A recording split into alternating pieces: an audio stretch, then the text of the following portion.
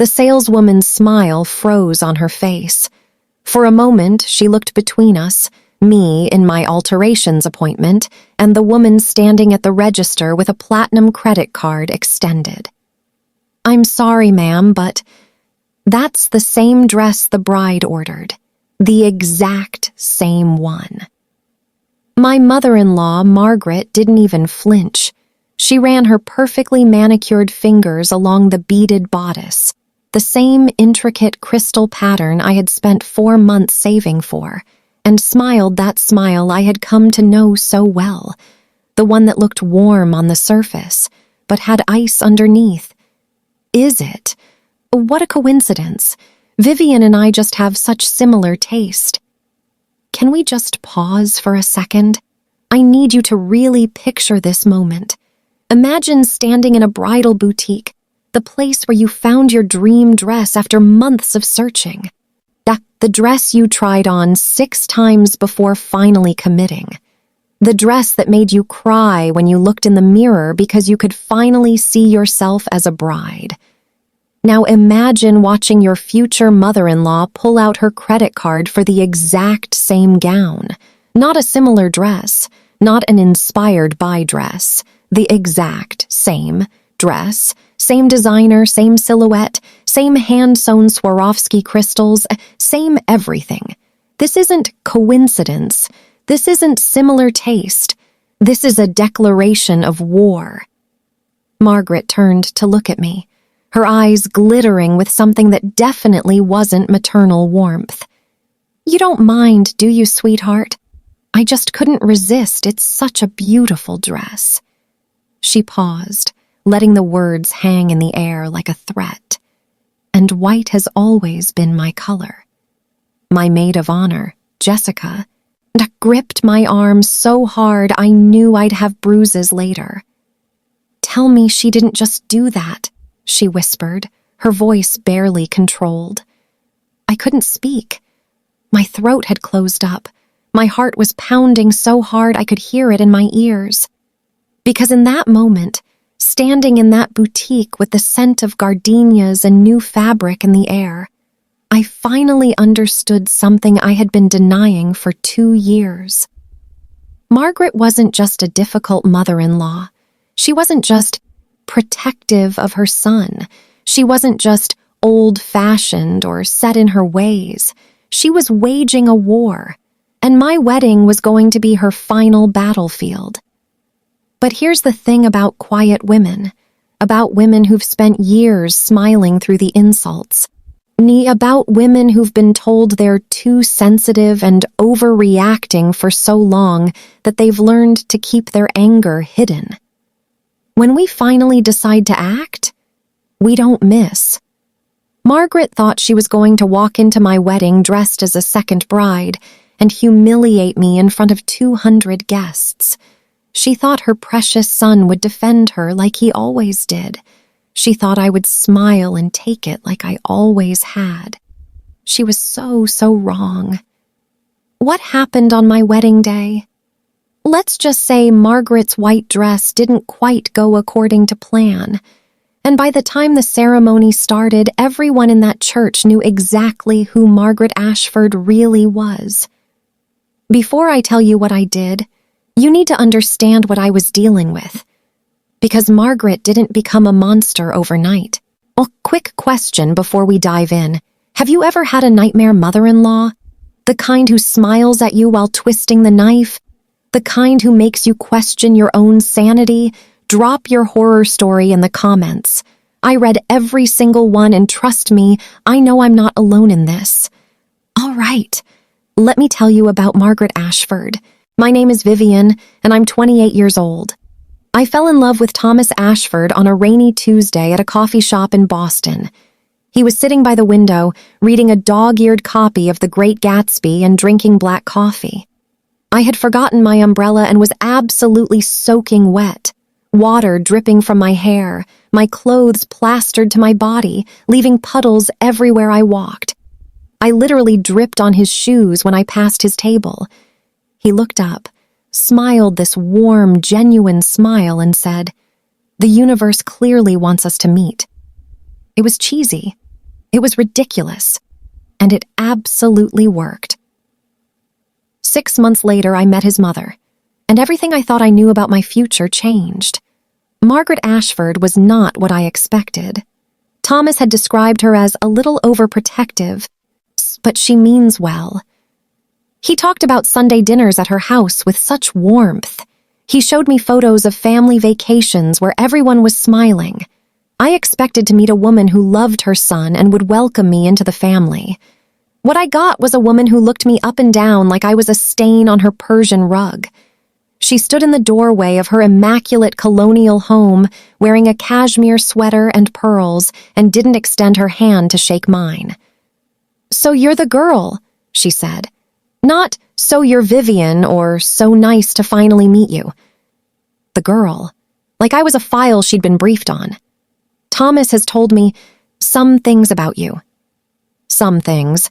Not so much or wonderful things. Some things. The dinner that night was an interrogation disguised as a family meal. Every question was designed to make me feel small. "What exactly does a marketing coordinator do, dear? Is that like advertising? How creative. And you grew up in Ohio? How quaint. Thomas, you never mentioned she was from the Midwest. No family money then? That must make life challenging." Every sentence was a tiny cut, precise, calculated, designed to bleed slowly. And Thomas? Thomas didn't notice a thing. He just smiled and passed the mashed potatoes and said, "Mom's just curious about you. She'll warm up."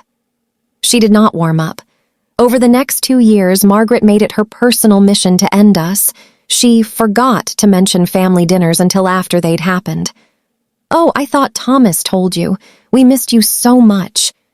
She scheduled important events on dates she knew I couldn't attend, then acted hurt when I wasn't there. "It's such a shame Vivian couldn't make it to your grandmother's birthday. I hope everything is okay with her." She gave Thomas's ex-girlfriend's phone number to him, in case he wanted to catch up with old friends. She told his elderly grandmother, within earshot of me at Thanksgiving, that I was probably after the family money. And through all of it, Thomas defended her. "That's just how she is, Viv. She didn't mean it that way. You're being too sensitive. Can't you just try to get along with her? She's my mother." I started to believe him. I started to think maybe I was the problem. Maybe I was too sensitive. Maybe I didn't understand how close families worked. Maybe I was imagining the cruelty behind Margaret's smile. I almost walked away 3 times. 3 times I packed a bag and sat in my car and told myself I deserved better. 3 times I went back inside, because I loved Thomas, and I kept telling myself that once we were married, things would be different. Margaret would have to accept me. She would have to respect our relationship. Once I had a ring on my finger, the war would be over. I was so naive. The proposal happened on our 2-year anniversary. Thomas took me back to the same coffee shop where we'd met, got down on one knee and asked me to marry him with his grandmother's ring. It was perfect. I cried. He cried. The baristas applauded. I thought it was the beginning of our happily ever after. It was actually the beginning of Margaret's final campaign. She called within 6 hours. I could hear her through the phone because she wanted me to hear. "Thomas, sweetheart. Oh, I just heard. Are you sure about this? You've only known her for 2 years. That's not very long." Pause. "Your father and I dated for 5 years before we got engaged. 5 years. There's no rush."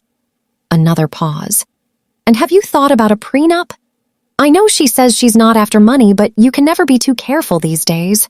Women from modest backgrounds sometimes have different expectations." Thomas muted the phone and looked at me apologetically. "Sorry, she's just excited." "That's what excitement sounds like?" "She'll come around." She didn't come around. Instead, she escalated. Margaret inserted herself into every aspect of wedding planning with the precision of a military strategist. She suggested venues that were conveniently 4 hours away from my family. "This one is so much more elegant, dear. I'm sure your people can make the drive." She offered to handle the guest list and then invited 47 people I had never met. Her book club, her church group, her tennis partners. Well, these are important community connections, Vivian. A wedding is about more than just the bride. She recommended a caterer that served food I was severely allergic to. Seafood is so sophisticated, I'm sure you can just avoid the shrimp.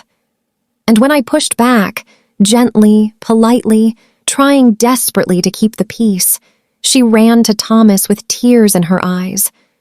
I'm just trying to help, and she keeps shutting me out. I don't know what I did wrong. I feel like she hates me. And Thomas would look at me with those disappointed eyes. Can't you just try to get along with her? She's my mother. She's doing her best. I tried God. See, I tried for 8 months. I bent over backward to accommodate Margaret's interference. I smiled through the insults. I thanked her for suggestions that were really demands. I pretended not to notice when she accidentally spilled red wine on the sample invitation I'd designed. I was so committed to keeping the peace that I almost lost myself entirely. And then she bought the dress. Looking back, I should have seen it coming. The dress wasn't an isolated incident. It was the culmination of a pattern that had been building for 2 years. Every boundary I set, Margaret crossed. Every line I drew, Margaret erased. Every time I stood up for myself, Thomas made me feel like I was the problem. But the dress was different. The dress was so obvious, so blatant, so clearly designed to humiliate me that even I couldn't deny what was happening anymore. Margaret wasn't just interfering. She wasn't just being difficult. She was trying to destroy my wedding. She was trying to prove once and for all that she was the most important woman in Thomas's life. That night, after leaving the boutique, I went home and sat in the dark for 2 hours. Jessica had wanted to storm Margaret's house immediately. We'll confront her. We'll make her return the dress. We'll tell Thomas exactly what his mother is. But I knew that wouldn't work. If I confronted Margaret, she'd cry to Thomas. If I told Thomas, he'd take her side. If I made a scene, I'd be the villain. That was how Margaret had designed it. That was how it always worked. So I made a different decision. If Thomas wasn't going to protect me, I would protect myself. And I would do it in a way that left no room for doubt, no room for excuses, no room for Margaret to play the victim. I was done being the bigger person. It was time to be the smarter one. This is the moment everything changed. Not in a dramatic, explosive way, in a quiet, calculated way. Because the best revenge isn't loud. The best revenge is precise. The best revenge is watching someone walk into a trap they built for you and realizing too late that you flipped the script. I went home that night and tried one more time to tell Thomas what his mother had done. I showed him the text from the saleswoman confirming the purchase. I explained that his mother had bought the exact same dress, same designer, same style, same everything. I waited for the outrage, for the disbelief, for him to finally see what I had been seeing for 2 years. He just sighed. That long, exhausted sigh he always made when I brought up his mother. Viv, I'm sure it's a misunderstanding. Maybe it's a similar dress. There are a lot of white dresses out there. It's not similar, Thomas. It's identical. The saleswoman confirmed it. She was horrified. So my mom has good taste. Is that a crime? I stared at the man I loved, the man I was about to marry, and I realized something heartbreaking. He was never going to see it. He was never going to believe me, because believing me meant accepting that his mother was manipulative, that she was cruel, that she had been waging a war against our relationship since the day we met. And he wasn't ready to do that. Maybe he would never be ready. I nodded slowly. You're right, I'm probably overreacting. Thomas looked relieved. I knew you'd understand. My mom is just... She's my mom. She's not perfect, but she loves me. I know she does. I kissed his cheek, and I started planning. The first step was reconnaissance. I needed to know exactly what I was dealing with. 2 days later, while Margaret was at her weekly spa appointment, 3 hours of facials and massages at the country club. I drove to her house. Thomas had given me a key months ago for emergencies. This felt like an emergency. My hands were shaking as I turned the lock. The door swung open, and the smell of Margaret's perfume hit me immediately. Chanel No. 5. Rich, expensive, suffocating. I made my way through the house, past the professionally arranged furniture and the family photos where I was conspicuously absent. Up the stairs, down the hallway, into the master bedroom. My heart was pounding so hard I could hear it in my ears. I wasn't a spy. I wasn't a criminal. I was just a woman trying to protect her own wedding. But standing in Margaret's bedroom, surrounded by her things, I felt like I was doing something wrong. I almost turned back. Then I opened the closet, and I found it. The dress was hanging in a pristine garment bag, centered on the rod like a trophy. I unzipped it slowly, the sound impossibly loud in the silent house. There it was. My dress. It's the same beaded bodice, the same cathedral train, the same Swarovski crystals catching the light. But that wasn't the worst part. Hanging next to it was a second garment bag. I unzipped that one too, my fingers trembling. Inside was another white dress. Simpler than the first, but still clearly bridal, still clearly designed to upstage the bride. And pinned to the hanger was a note, written in Margaret's precise handwriting. Wear if plan A fails. Keep in car just in case. She had a backup. Margaret had purchased 2 white dresses to ensure she could humiliate me on my wedding day. If someone spilled something on the first dress, she had a spare. If someone convinced her to change, she'd have another option waiting in her car. She had planned for every contingency. She had thought of everything. Except me. I took photos of both dresses. I took photos of the receipts on her dresser, $4,200 for the matching dress, $1,800 for the backup. I took photos of her calendar where she'd written, "Wear white V's wedding" in red marker on our date. She had literally written it down, like a battle plan. Then I stood in that closet, surrounded by silk and secrets, and I made a decision. Margaret thought she was going to win. She had no idea I was about to change the game. My second call that day was to my cousin Trevor. Trevor was unconventional. He worked in theatrical production, specifically in the special effects department of a major Boston theater company. He had access to all kinds of interesting supplies. "Trev, I need something specific, something unusual." "Define unusual." "I need something that reacts to temperature. Something that changes color when it gets warm." There was a long pause. "Are you asking me for thermochromic dye?" "I don't know what that is, but probably yes." Here's what Trevor explained to me. Thermochromic dye is a special type of fabric treatment used in theater and film. It's completely invisible when applied. The fabric looks normal, feels normal, smells normal. But when it reaches a certain temperature, in this case about 98.6 degrees or normal human body heat, the dye activates. And it blooms. Slowly at first, then faster, spreading across the fabric like spilled ink. And the color? That's customizable. Trevor asked me what color I wanted. I thought about Margaret, about the white dress she was planning to wear to my wedding, about the backup in her car, about 2 years of manipulation and cruelty. "Red," I said. "Blood red."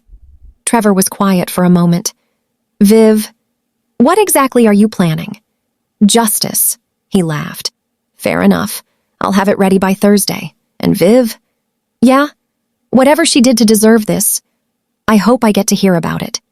"Trust me, Trev. The whole world is going to hear about it." The week before the wedding, I put my plan into action.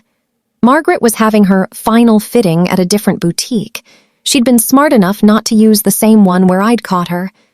But I knew which boutique. I knew because I'd been watching her, and I knew exactly when she'd be leaving her house.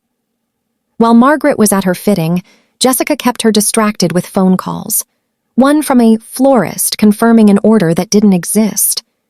"Mrs. Ashford, this is Petals and Promises. We just wanted to verify that you wanted the white roses for the Ashford-Chen wedding. There seems to be some confusion with the bride's order. One from a caterer asking about dietary restrictions. Mrs. Ashford, we're just confirming the seafood appetizers for the reception. The bride mentioned allergies, but we want to make sure we have enough for everyone. One from a wedding coordinator clarifying timeline details. Mrs. Ashford, quick question about the ceremony start time. There's been some discussion about moving it earlier. Can we get your thoughts? Each call was designed to do two things. First, keep Margaret distracted and feeling important. Second, subtly remind her that her interference had been noticed, and each call bought me 15 more minutes. Meanwhile, I was back in Margaret's house, back in her closet, wearing gloves. My heart was pounding so hard I could feel it in my fingertips. I unzipped the second garment bag, the backup dress, the one she was planning to keep in her car. I worked carefully, methodically, applying Trevor's solution to specific areas of the white fabric. Under the arms, where body heat concentrates, across the stomach, where the fabric would press against skin, along the back, where it would trap warmth. The solution was clear, invisible, completely undetectable.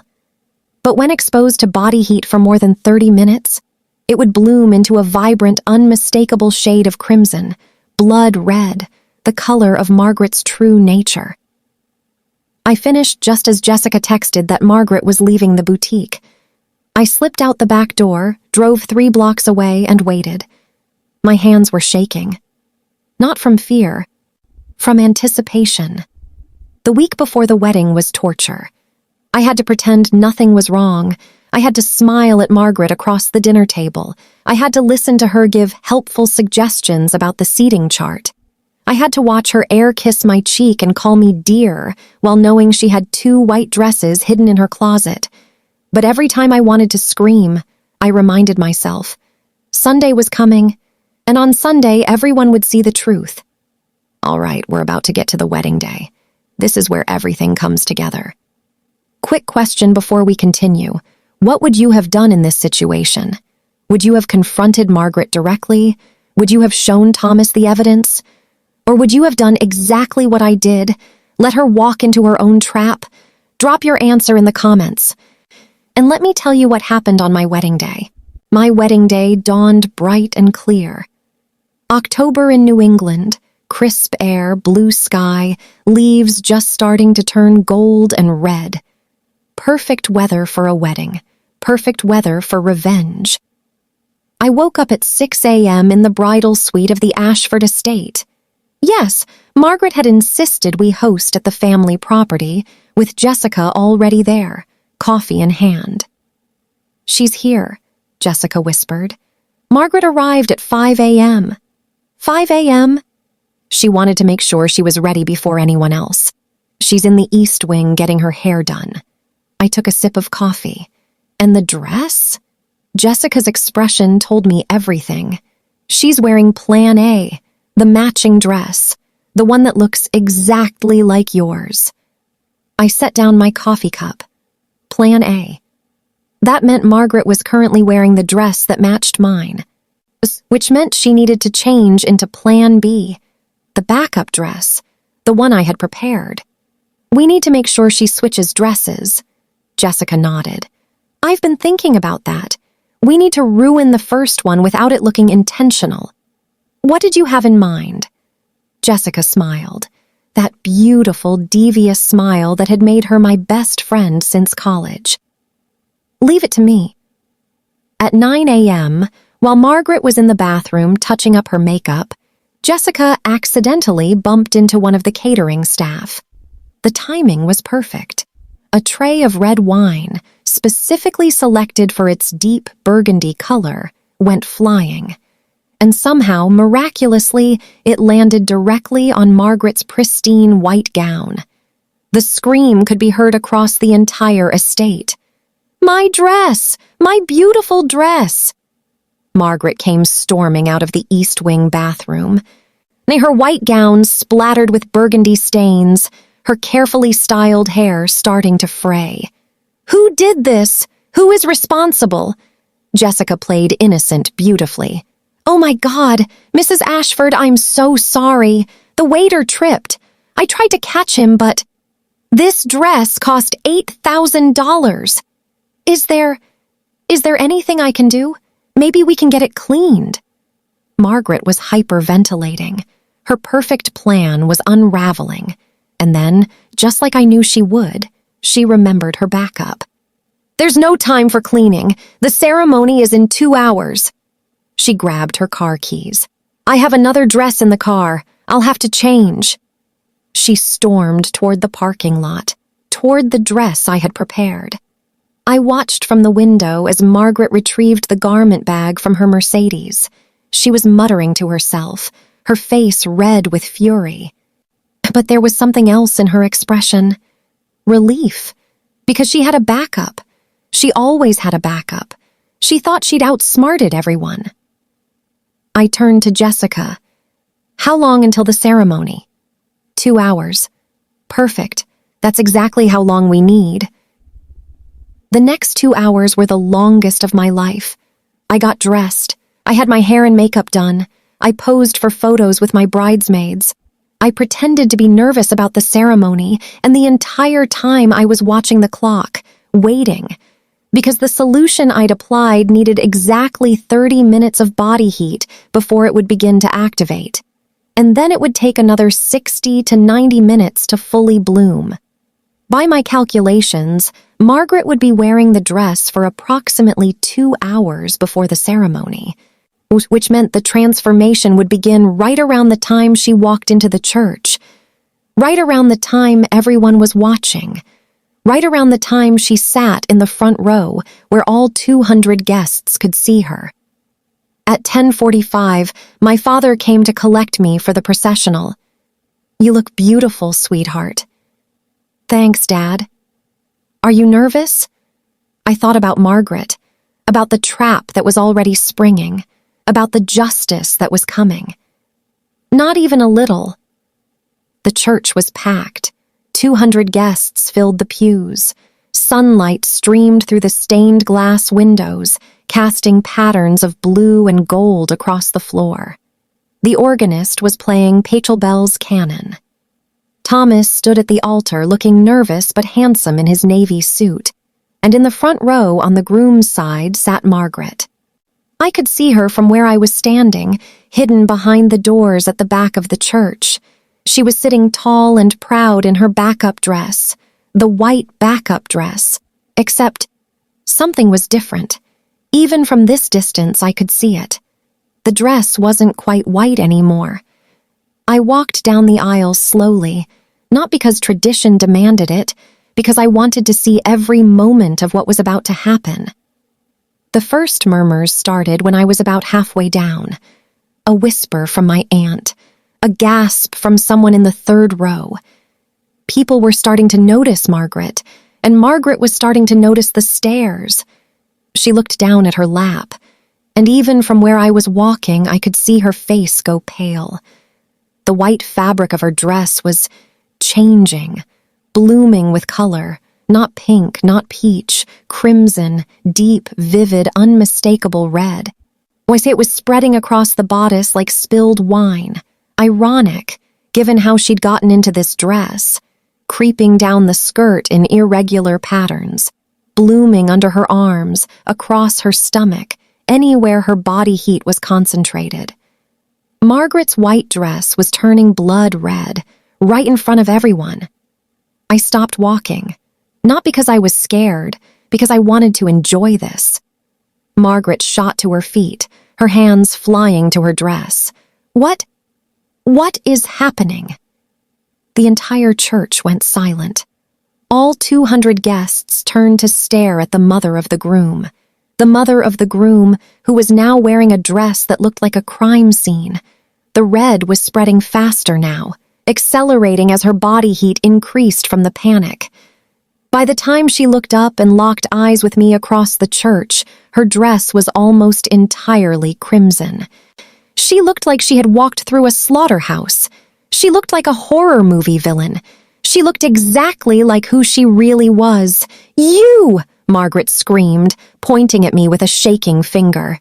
"You did this!" The church erupted.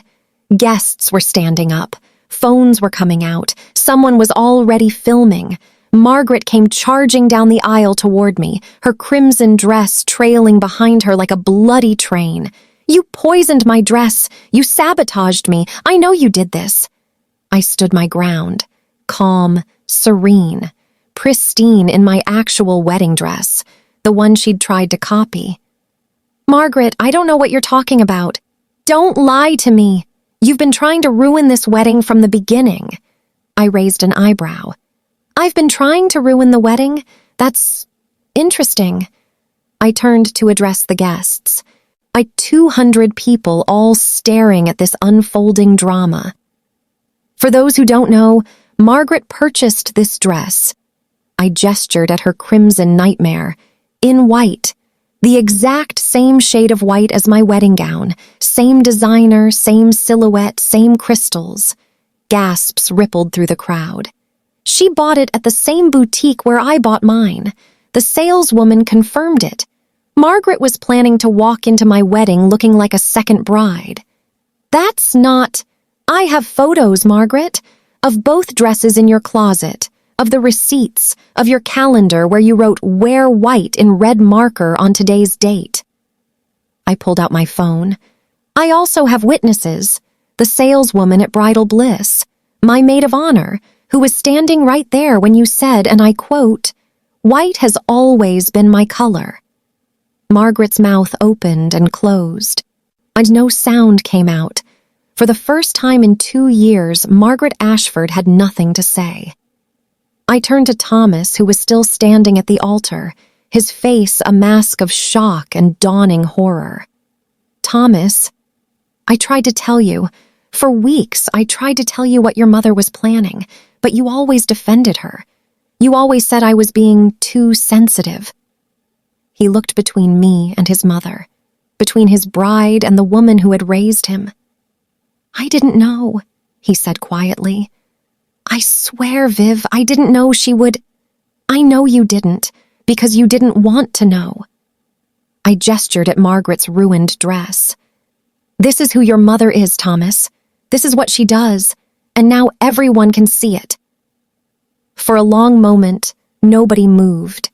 200 guests, one sobbing mother-in-law, one shocked groom, and me, standing in the aisle of my own wedding, finally vindicated. Then Thomas did something I didn't expect. He walked down from the altar, past the groomsmen, past the bridesmaids, past the stunned minister. He walked straight to his mother. "Mom." Margaret looked up at him with tear-streaked mascara and desperate eyes. "Thomas, sweetheart, you have to believe me. She did this. She's been plotting against me from the beginning. I was just trying to look nice, and she—" "Stop." His voice was quiet. But there was something in it I'd never heard before.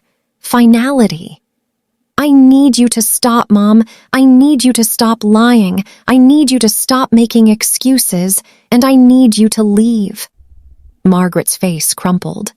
"Thomas, you can't be serious. I'm your mother. And Vivian is about to be my wife. My wife, Mom. The woman I chose to spend my life with. And you tried to ruin her wedding." "I didn't." "You bought her dress. Her exact dress. You planned to upstage her on the most important day of her life." Thomas took his mother's hands, gently, almost tenderly. "I love you, Mom. I'll always love you. But what you did today, what you've been doing for 2 years, it has to stop. Thomas, please leave. We'll talk later, but right now you need to go." Margaret looked around the church, at the guests, many still filming, at her husband who hadn't moved from his seat, his face carefully neutral, at me, standing in my white dress, vindicated, and something in her finally broke. She gathered up her crimson skirt, and she ran, out the doors, into the October sunlight, gone. The doors closed behind her. 200 guests sat in stunned silence. The organist had stopped playing, and I was standing in the aisle of my own wedding, wondering what came next. Then Thomas walked toward me. He took my hands, and he smiled. So, should we get married? I laughed. I couldn't help it. Yeah, I think we should. The ceremony was beautiful. We wrote our own vows. I cried. Thomas cried. Even the minister got a little misty. When we kissed, the church erupted into applause. At the reception, people couldn't stop talking about what happened. The footage went viral within hours. #WeddingDressRevenge was trending by midnight. Margaret Ashford, pillar of the community, was now an international symbol of mother-in-law horror stories. She didn't show up to the reception. She didn't answer Thomas's calls. She apparently drove straight home and didn't leave her house for 3 weeks. That was 2 years ago. Margaret and I don't speak. Thomas and I are doing well, better than well. He's in therapy now, working through 30 years of his mother's manipulation. We moved to a different state, not to escape Margaret, to build our own life, a life where I'm not constantly defending myself, a life where my husband believes me, a life where I come first. People ask me sometimes if I feel bad about what I did, about humiliating Margaret publicly, about the viral videos, about the fact that she's now a cautionary tale on Reddit and TikTok, and my answer is always the same. Margaret spent 2 years trying to destroy my relationship. She bought my wedding dress, my dress, with the intention of humiliating me in front of everyone I loved. She had a backup plan. She wrote it on her calendar. She was calculated and deliberate and cruel. All I did was make sure everyone could see who she really was. The red dress wasn't revenge. It was revelation. Revenge is sweet, but watching a narcissist unmask themselves, that's sweeter. Have you ever had a nightmare in-law? The kind who smiles at you while plotting your destruction? Drop your horror story in the comments. I read every single one. And if this story satisfied you, if you've ever wished you could expose the manipulators in your life, hit that subscribe button. New tales of sweet karma drop every single week. And remember, the best revenge isn't destroying your enemies. It's letting them destroy themselves while everyone watches. I'll see you in the next one.